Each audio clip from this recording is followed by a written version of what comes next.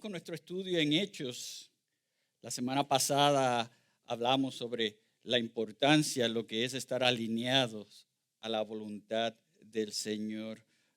Hoy vamos a estar viendo sobre el testimonio de la iglesia, como cuando estamos alineados a su voluntad, cuando nos sometemos a Él, entonces damos ese gran testimonio, un testimonio que tenemos que defender, un testimonio por el cual tenemos que servir, sacrificar y vivir para Él. Y hoy vamos a ver a Pablo mostrándonos eso, cómo el Señor le usa a Él para enseñarnos como iglesia en nuestro caminar cristiano.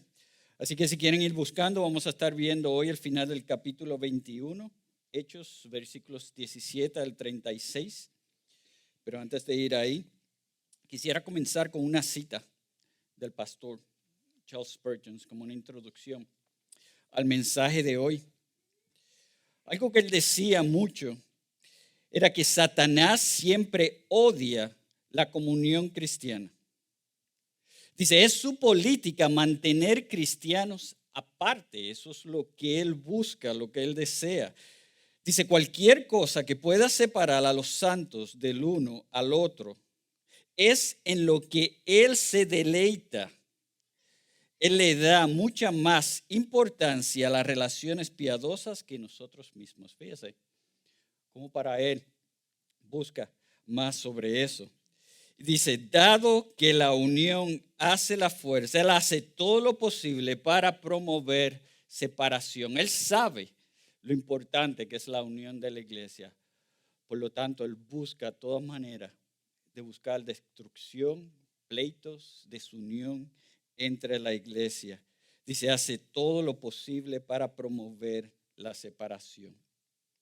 Y esta frase del pastor Spurgeon nos muestra entonces esa unión en Cristo, la importancia de permanecer como hijos de Dios, no importa la raza, sexo, estatus social, no importa si eres de Puerto Rico, de Venezuela, de Colombia, de los Estados Unidos, todos como iglesia, como cristianos, unidos en Cristo, como una familia. Él nos está mostrando, el pastor Spurgeon, lo vital que es para el cristiano la unión. Y cómo eso es, porque en la unión está la fuerza. La advertencia que él nos da aquí, entonces, es clara. Que tenemos que estar atentos a lo que el enemigo siempre está tratando de hacer, de buscar la división, de destruir entonces así el testimonio de la iglesia.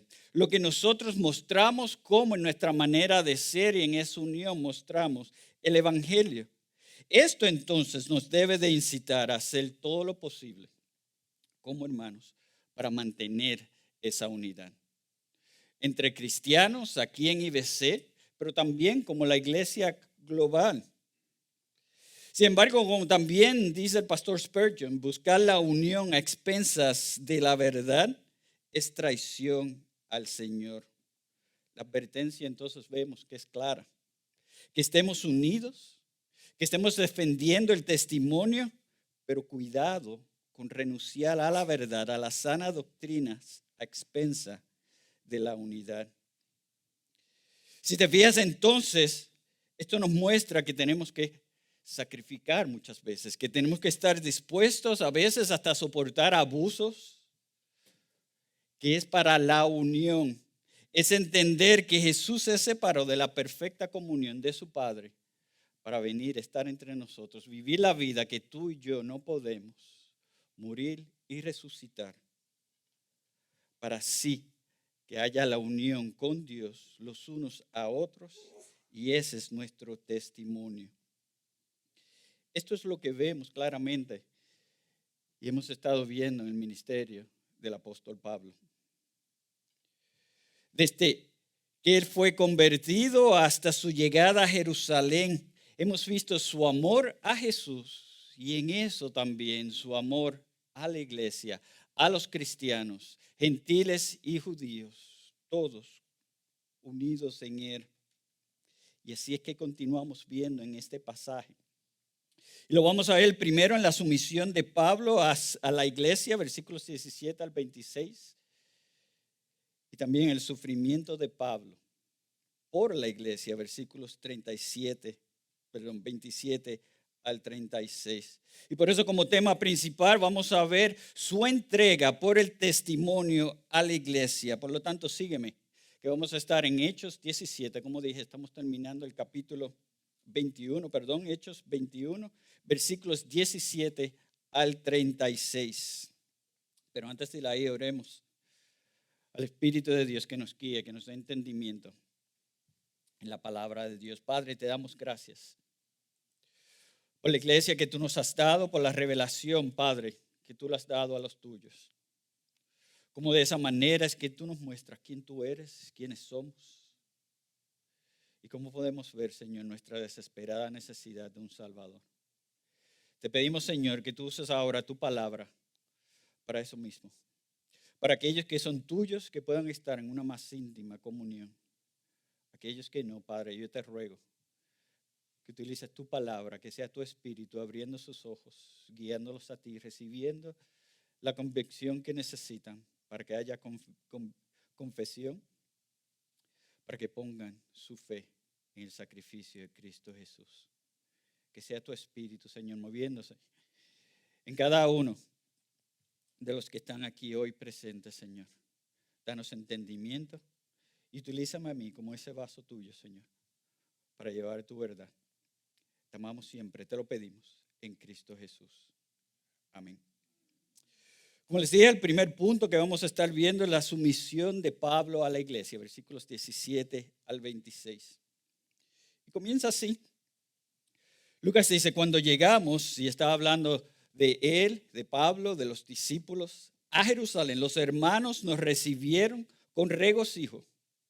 Al día siguiente, Pablo fue con nosotros a ver a Jacobo y todos los ancianos estaban presentes. Después de saludarlos, comenzó Pablo a referirles una por una las cosas que Dios había hecho entre los gentiles mediante su ministerio. Paremos ahí. Aquí vemos que Pablo llega a Jerusalén. A pesar de las muchas advertencias de muchos hermanos cristianos que trataron de detener que él fuera a Jerusalén por lo que el Espíritu les había mostrado. Recuerden la profecía de Agabo, que tomando el cinto de Pablo se ató las manos y los pies y dijo, así dice el Espíritu Santo, así atarán los judíos en Jerusalén al dueño de este cinto y lo entregarán en manos de los gentiles. Sin embargo, vimos la respuesta de Pablo. Una respuesta clara que dice, listo estoy no solo de ser atado, sino también a morir en Jerusalén por el nombre del Señor Jesús. Finalmente él dijo, que se haga la voluntad de Dios. Eso muestra ese testimonio de él, eso muestra la entrega de él a la iglesia, al plan de Dios, la sumisión de él. Pablo vemos que entendía el plan de Dios. Él estaba bien consciente de lo que sucedería. Pero más que nada, él entendía que esto es la voluntad de Dios y por eso él estaba dispuesto a morir por Jesús, por la iglesia. Por lo tanto, él llegó confiado que cualquier sacrificio que tuviera que enfrentar era con ese propósito.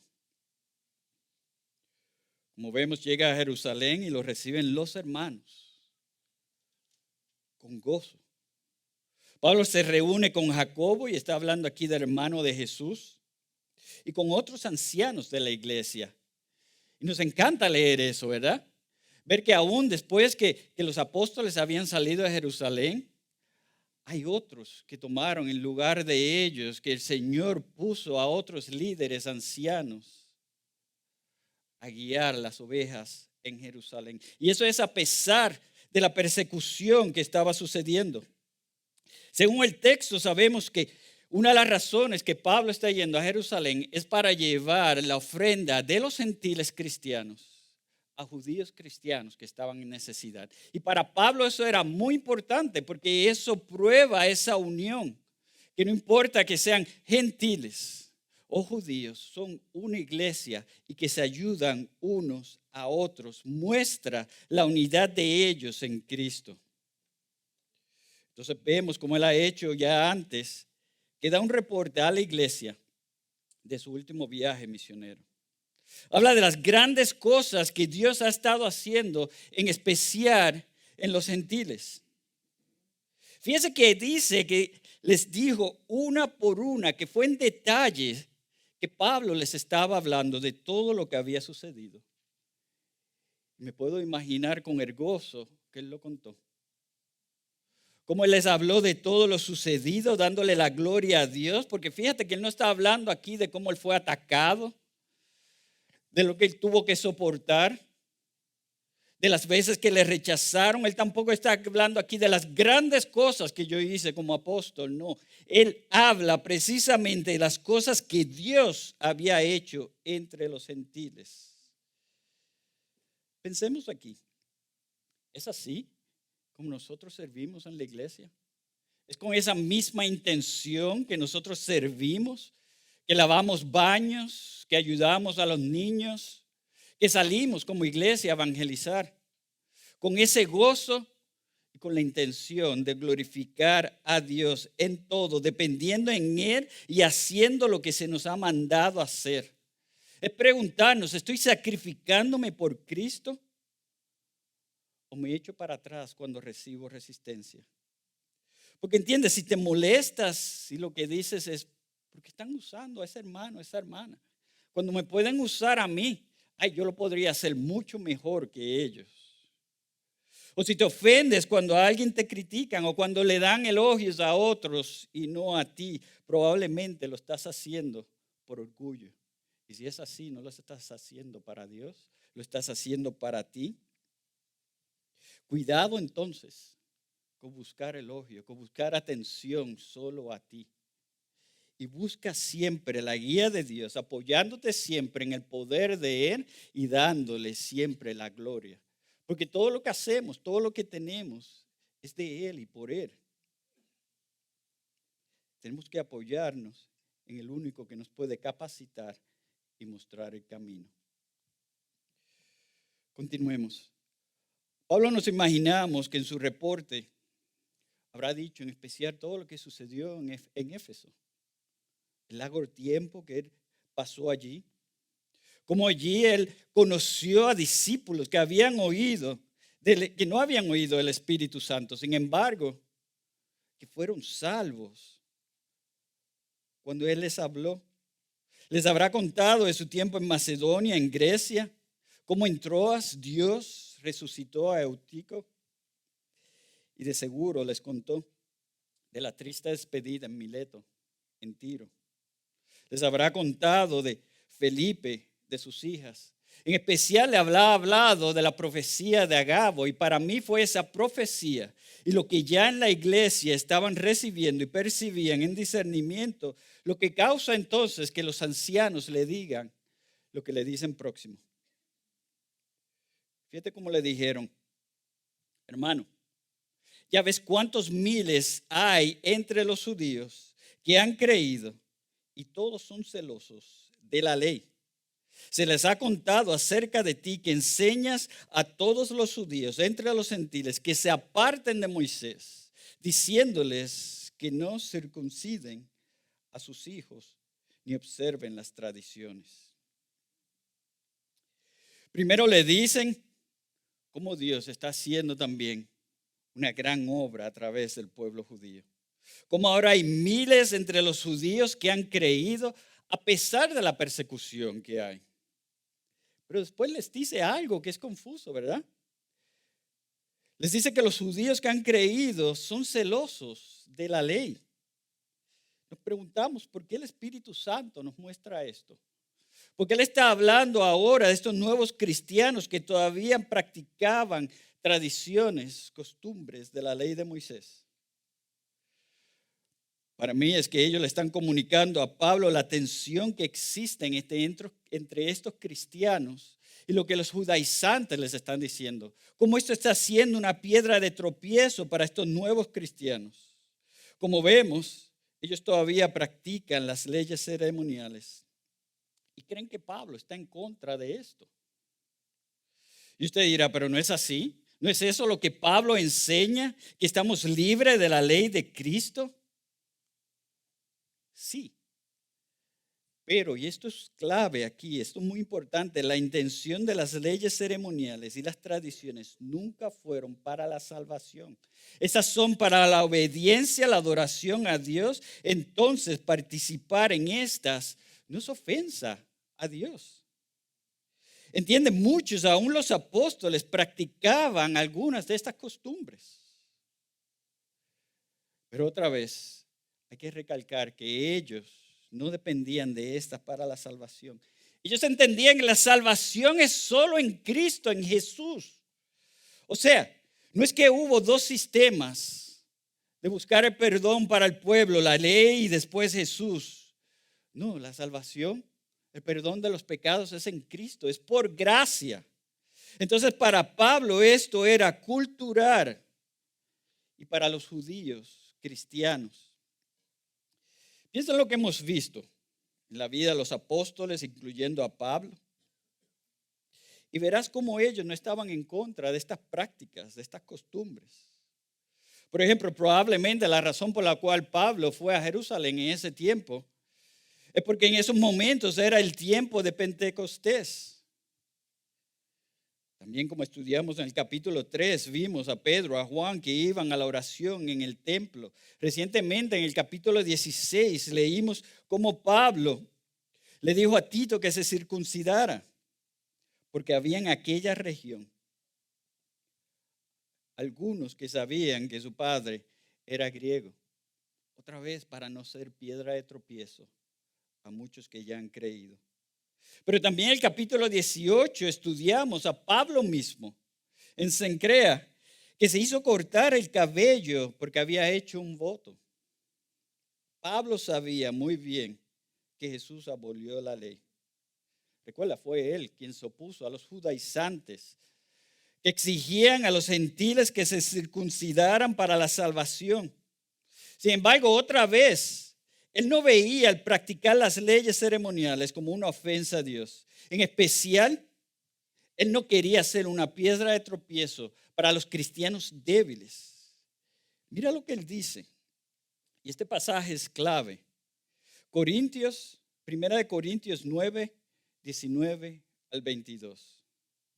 Él dice, porque aunque soy libre de todos me he hecho esclavo para ganar al mayor número posible. A los judíos me hice como judío para ganar a los judíos. Y escucha esto. A los que están bajo la ley como bajo la ley, aunque yo no estoy bajo la ley, para poder ganar a los que están bajo la ley. A los que están sin ley como sin ley, aunque no estoy sin la ley de Dios, sino bajo la ley de Cristo para poder ganar a los que están sin ley. Y dice, a los débiles me hice débil para ganar a los débiles. A todos me he hecho todo para que por todos los medios salve a algunos. ¿Ves la prioridad de Pablo aquí? Es llevar el evangelio y no ser una piedra de tropiezo. Otra vez, para Pablo, él no veía el practicar estas costumbres como una ofensa a Dios. En especial si haciéndolo iba a ser un vehículo para llevar el evangelio. Como él dice, para los judíos, él fue judío. Para los gentiles, él fue un gentil. Para ganar a ambos a Cristo. Él, como vemos, a los cristianos judíos, Pablo ponía el evangelio dentro de la ley, de las tradiciones. Pero a los gentiles se les enseñaba que no tenían, no que no podían, sino que no tenían que sujetarse a las regulaciones, que la salvación no es por ley. Recuerda, otra vez, el interés de Pablo era mostrar a Jesús, haciendo lo que tuviera que hacer en su misión a él, siempre permaneciendo en la verdad, permaneciendo en la sana doctrina. Y más que nada, es por su pasión en la unidad a la iglesia, el testimonio de esta. Por lo tanto, lo que los judaizantes decían, de que Pablo enseñaba a todos los judíos, fíjense cómo dice, a todos los judíos, entre los gentiles que se aparten de Moisés, diciéndoles que no circunciden a sus hijos ni observen las tradiciones. Eso era mentira, exageración de ellos. El interés de ellos, como sabemos, es desacreditar a Pablo, afectar a los cristianos débiles y así entonces afectar el testimonio de la iglesia. Es guiado por el enemigo para desunir, para destruir. Por eso los ancianos preguntan, ¿qué es lo que se debe de hacer? Y fíjate que esa pregunta lo hacen con urgencia, lo hacen con preocupación. Al parecer ya ellos habían estado hablando. Como vemos en el pasaje, ellos tienen un plan. Dicen, porque sin duda la multitud, y está hablando aquí los judíos cristianos y los no cristianos, se reunirá, pues oirán que has venido.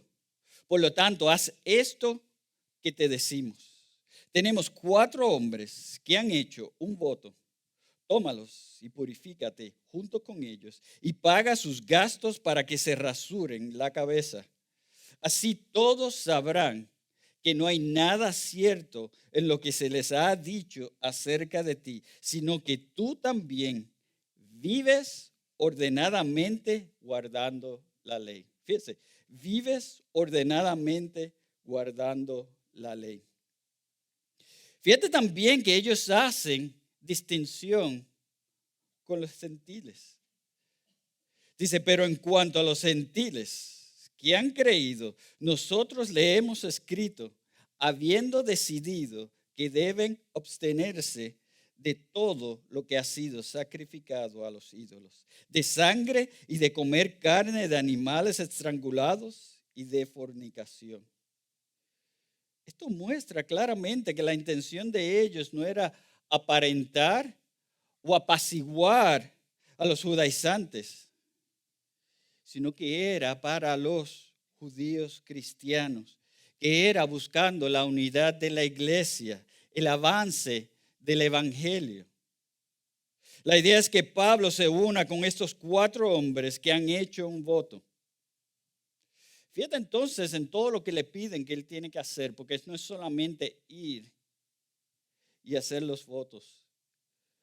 Le dicen que pague por los gastos para que se rasuren la cabeza estos 4 hombres.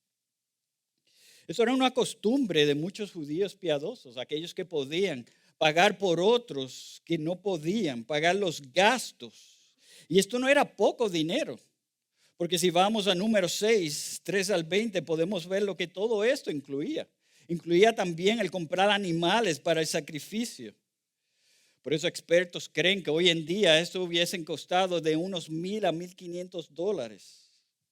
Por eso podemos ver que lo que Pablo hizo fue para mostrar a los judíos cristianos su entrega, su pasión a Dios. Fíjate que estoy diciendo judíos cristianos. O sea, por si ellos pensaban que él estaba haciendo esto por aparentar, ahora esto extra que él va a hacer está poniendo ese interés de él en que otros adoren a Dios. Otra vez, eso es los judíos cristianos. Porque Pablo no está haciendo esto para ganar la aprobación de los que se oponen a él, sino para no ser piedra de tropiezo a los que ya Dios ha salvado o a los que están por creer en él. Mira ahora cómo piensa Pablo, y esto está ahora en 1 Corintios 8, 10 al 13. Habla más sobre esto. Dice, porque si alguien te ve a ti, que tienes conocimiento, sentado en la mesa en un templo de ídolos, ¿no será estimulada su conciencia si él es débil a comer lo sacrificado a los ídolos? Por tu conocimiento se perderá el que es débil, el hermano por quien Cristo murió. Y así, al pecar contra los hermanos y herir su conciencia cuando ésta es débil, pecan contra Cristo.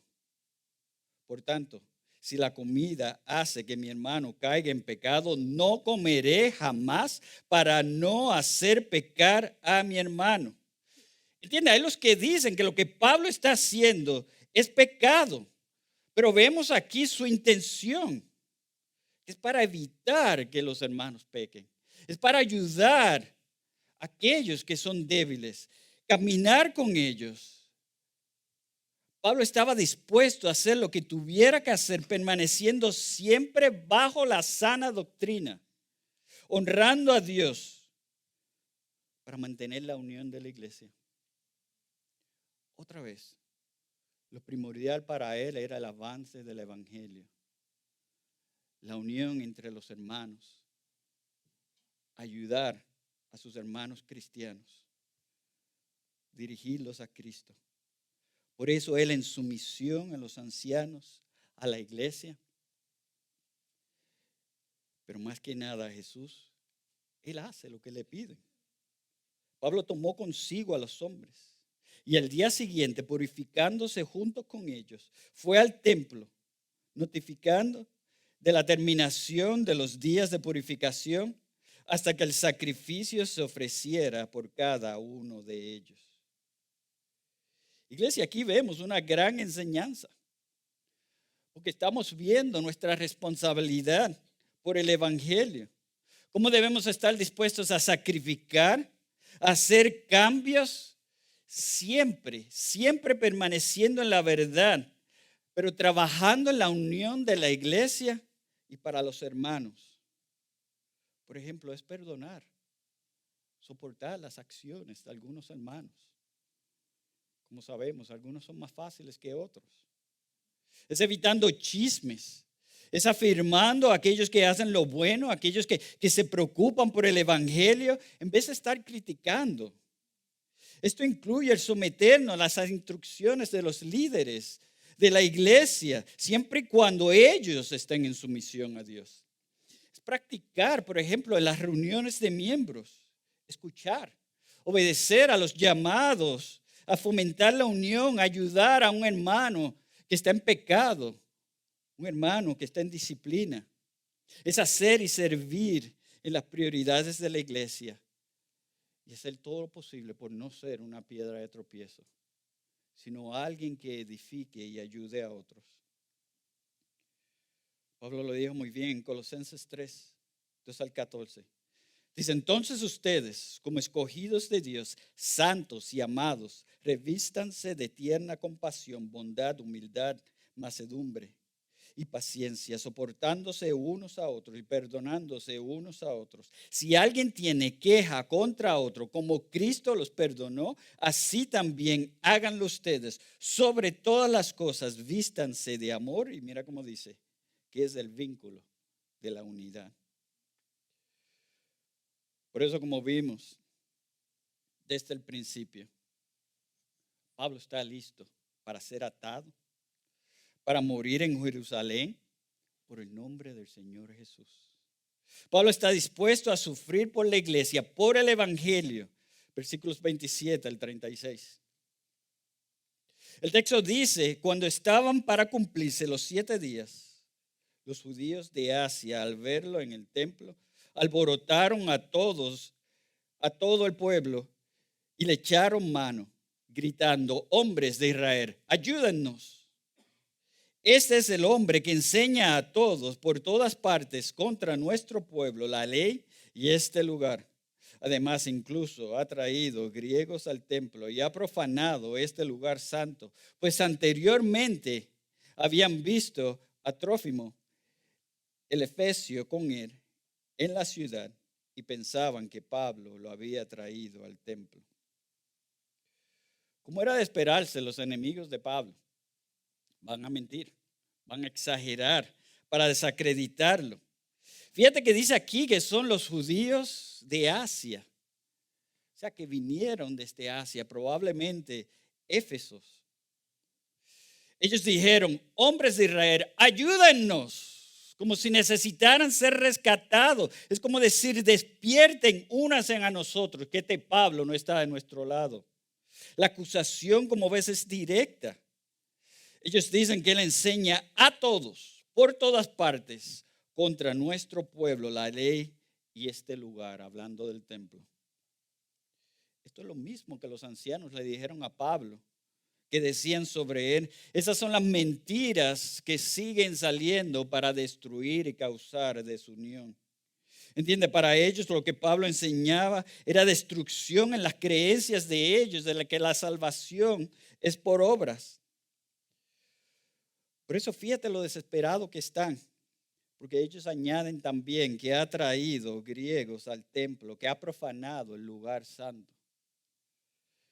Probablemente porque habían visto ya en Éfeso a Pablo con Trófimo y creyeron que uno de esos 4 que estaba con él era él. Tú dirás, ay, el plan no funcionó. El plan que tenían los ancianos parece que no era muy bueno. No funcionó. Pero meditemos en eso. Recuerda lo que Pablo hizo, que no era para ganar el favor de estos judíos que se oponían a él, sino para cuidar el testimonio y a los nuevos cristianos. Piensa, los enemigos de Pablo le iban a atacar, no importa lo que él dijera. Dijera lo que él dijera, ellos iban a buscar mentiras, iban a exagerar para desacreditarlo. Así ha sucedido una y otra vez. Lo hemos visto en las muchas ciudades que él ha ido. El rechazo, los ataques que son plan del enemigo, que van a suceder. Si el plan funcionó o no. Si ayudó a la iglesia, en especial a los hermanos débiles. Si muchos fueron ganados para Cristo, el pasaje nos dice, pero piensa, todo lo que hacemos para el Señor, todo lo que es para llevar el evangelio, nunca es desperdiciado, porque el Señor siempre lo orquesta en su plan. Por eso las mentiras que dijeron son las mismas que hemos visto, es el mismo celo. Y lo hacen no por algo personal en contra de Pablo, sino por lo que él representa. Porque él representa a Cristo, a quien odian, a quien rechazan. Pablo, como sabemos, es inocente. El comentarista Simon Kistemaker dice, la acusación de que Pablo enseñaba contra el pueblo judío simplemente no resiste un análisis serio. La información de Hechos y de las epístolas de Pablo muestra que el apóstol predicó el evangelio primero en las sinagogas y que a pesar del rechazo que experimentó, siempre dio a conocer su preocupación por los judíos, aunque instituyó al pueblo judío en el sentido que las leyes ceremoniales fueron cumplidas por Jesucristo, insistió en el significado y aplicación de la ley moral. Por último, los hechos que haya ido al templo para purificarse y que haya pagado los gastos de 4 nazareos, desmiente la acusación de que había hablado en contra del templo. Entonces piensa, probablemente entre esos que están alborotando el pueblo, habían conocidos de Pablo, con los que él persiguió a la iglesia. Vemos ahora nuevamente que él está al otro lado de la línea. La acusación a él es la misma acusación que le hicieron a Esteban, la razón por la cual le mataron. Eso es lo mismo que quieren hacer con Pablo. Esta vez Pablo, como Esteban lo fue, está lleno del Espíritu Santo y listo para hacer lo que tenga que hacer, para dar su vida por el evangelio. Entonces, sucedió lo que los enemigos esperaban. Todo el pueblo se alborotó, la ciudad entera. Y llegó el pueblo corriendo de todas partes, apoderándose de Pablo, lo arrastraron fuera del templo y al instante cerraron las puertas. Fíjate aquí como dice que la multitud seguía a unos pocos, sin tener pruebas. Cómo se dejaron llevar por pasiones pecaminosas, cómo estaban cegados y por poco matan a un hombre inocente. Piensa, ¿no fue así como sucedió con Jesús? Como la ciudad se dejó llevar por las pasiones pecaminosas y enviaron a la cruz al Mesías. Dios, sin embargo, sabemos que utilizó esto, es parte de su plan para que Él pudiera morir por la iglesia. El inocente murió por los culpables, por todos los que merecen la muerte, que se arrepienten y ponen su fe en ese sacrificio. Por eso Pablo se sacrifica, por eso muchos más se han sacrificado después de él, para que tú, que no conoces a Dios, puedas tener la oportunidad de escuchar la verdad, arrepentirse y venir al Señor. Te ruego, si ese eres tú, arrepiéntete, busca del Señor en estos momentos, órale que derrame misericordia en ti, que no pase un día más, para que puedas estar unido a la iglesia, para que adoremos al Señor. Por eso fíjate que Dios todavía protege a Pablo. Como vemos, esta situación es usada para que él pudiera ir a Roma. Y eso es lo que vamos a estar viendo en los próximos capítulos. Porque él llevará allí el evangelio de Jesús. Y todo comienza así. Lucas termina diciendo, mientras procuraban matarlo, llegó aviso al comandante de la compañía romana que toda Jerusalén estaba en confusión. Inmediatamente tomó consigo algunos soldados y centuriones y corrió hacia ellos. Cuando el pueblo vio al comandante y a los soldados, dejaron de golpear a Pablo. ¿Te fías? Ya le estaban golpeando. Si el comandante no hubiese llegado, de seguro lo hubieran matado. Otra vez, la muchedumbre se dejó llevar por la confusión, por esas pasiones pecaminosas. Por eso leemos que el comandante llegó y lo arrestó y ordenó que lo ataran con 2 cadenas y preguntaba quién era y qué había hecho. Pero entre la muchedumbre muchos gritaban una cosa y otros otra. Y como él no pudo averiguar con certeza los hechos debido al tumulto, ordenó que llevaran a Pablo al cuartel. Cuando Pablo llegó a las gradas, los soldados tuvieron que cargarlo por causa de la violencia de la turba, porque la multitud del pueblo lo seguía gritando, muera. Se ve el odio que tienen por él ahora. Cómo el enemigo ha usado todo esto. ¿Cómo te puede usar a ti y a mí para ser instrumento de destrucción? Piensa, ¿qué estaría pensando Pablo en esos momentos?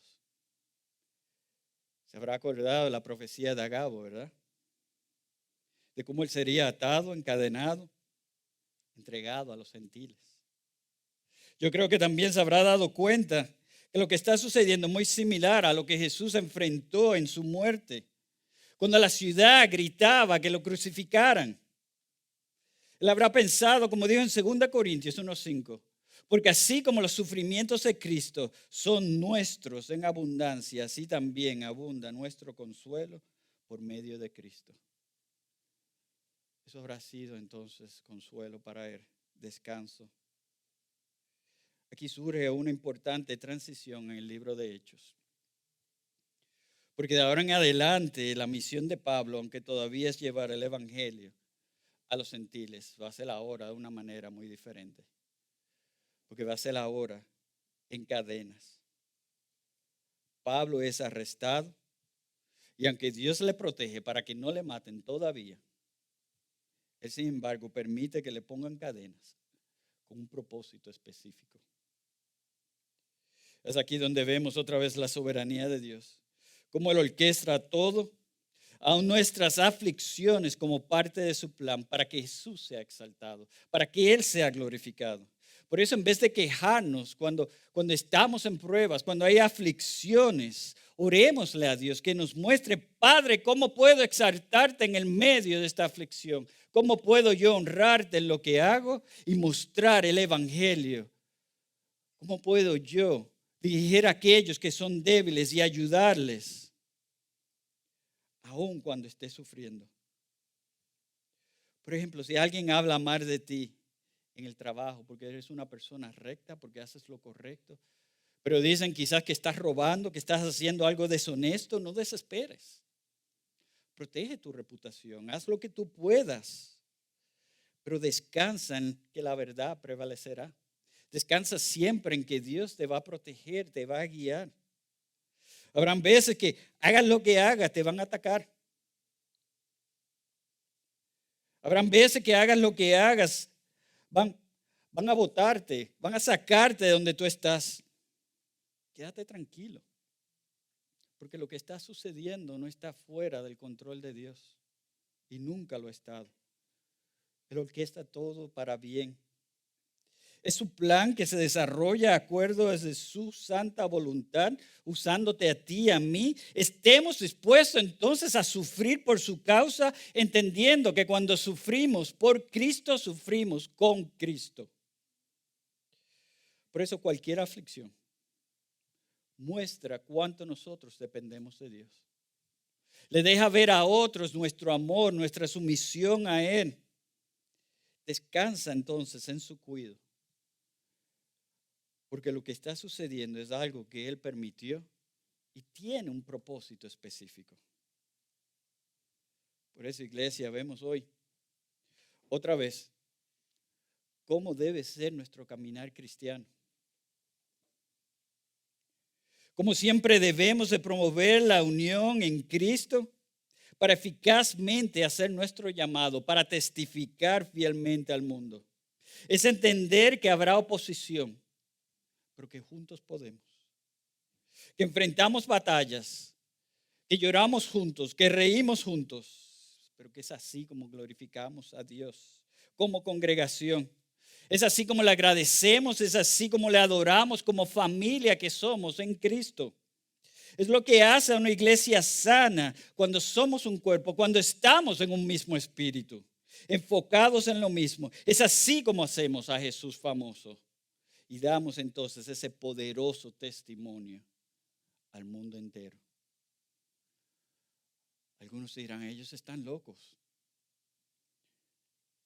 Ellos están sin saber lo que hacen, pero a otros dirán, ¿cómo es posible que haya esa unidad, ese amor, ese sacrificio el uno al otro? ¿Cómo es posible que se perdonen no importa lo que esté sucediendo? Habrá muchos que dirán, eso es lo que yo quiero. ¿Cómo llego ahí? Y ese es ese testimonio el que usamos como puente para mostrar el evangelio. Que la salvación es solo en Cristo y que todos necesitamos a un Salvador.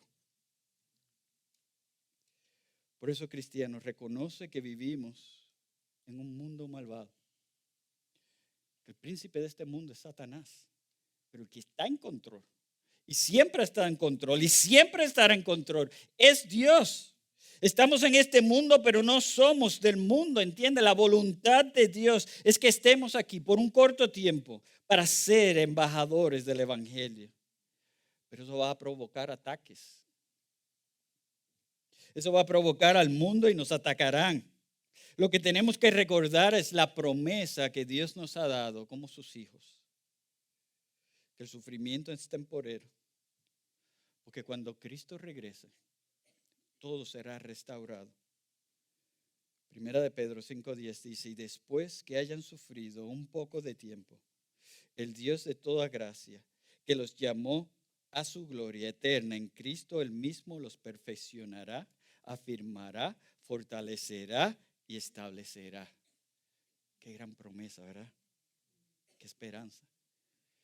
Y me encanta como lo dice, Él mismo los perfeccionará, los afirmará, los fortalecerá y los establecerá. Es como algo ya hecho, garantizado. La perfección que tendremos ahora en Cristo. Por lo tanto, vive como Pablo, seguro de tu salvación, entregado a la causa de Cristo. Que no te sorprenda la maldad del mundo, que no te sorprenda los ataques, cuando hablen mal de ti, cuando te acusen falsamente por tu amor, por tu servicio al Señor. Así mismo Él nos los dijo. Primera de Pedro 4, 2 al 13 lo dice así, dice, amados, no se sorprendan del fuego de prueba que en medio de ustedes ha venido para probarlos, como si alguna cosa extraña les estuviera aconteciendo. Antes bien, en la medida en que comparten los padecimientos de Cristo, regocíjense, para que también en la revelación de su gloria se regocijen con gran alegría. ¿Entiende otra vez? Cuando sufrimos por Cristo, sufrimos con Cristo. Y es así que le glorificamos a Él. Ese es el testimonio que damos. Permanezcamos por eso siempre unidos, defendiendo la justicia, incitándonos unos a otros a crecer en Él, a tener la fe de imitarle a Él. Cuidemos a los hermanos débiles, caminemos con ellos y juntos trabajemos para testificar al mundo quién es Cristo. Nunca olvides eso. Por último, si tú no eres de Dios, tristemente tus deseos van a ser de este mundo. Tus deseos van a estar descontrolados y te vas a dejar manipular por los engaños. Vas a ser un instrumento para división, para pleitos. Vas a herir a otros y te vas a herir a ti.